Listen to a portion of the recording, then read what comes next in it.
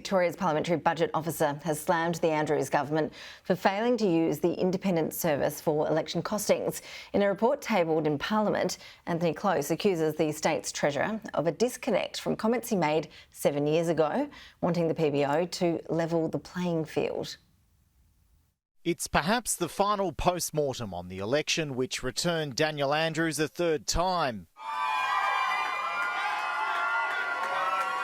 But the Labor government is under fire from the very office it's set up to provide independent election costings. And I ask that my second reading speech be incorporated into Hansard. When doing so, the Treasurer told Parliament that an effective and independent Parliamentary Budget Office supports open and democratic government, strengthening public debate throughout the parliamentary term, levelling the playing field in relation to financial expertise. But a report by the Parliamentary Budget Office found there appears to be a disconnect between the Treasurer's 2016 speech, because during the 2022 election, Labor bypassed the BBO and used its own department to cost policies. The costings for Victorian government projects and cost-benefit analysis are completed not by the Parliamentary Budget Office, but by the Department of Treasury and Finance.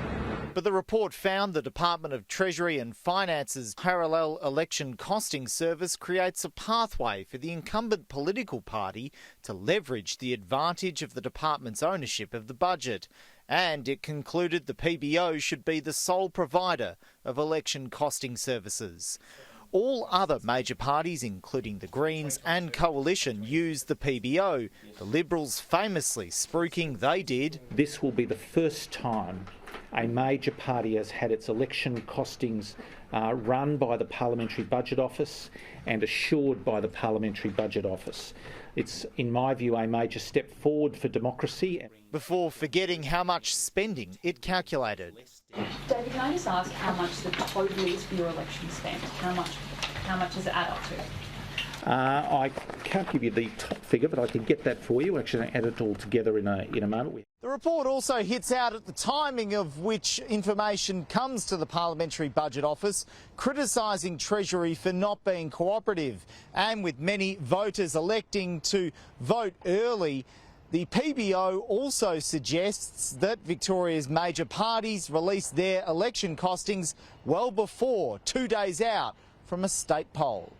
While the New South Wales PBO model is effective in ensuring that political parties publish comparable pre-election reports, requiring the timing for public release earlier than 5 days prior to polling day in Victoria would maximise its value to early voters. Still, expect the Coalition to ramp up its attack on Labor's independence.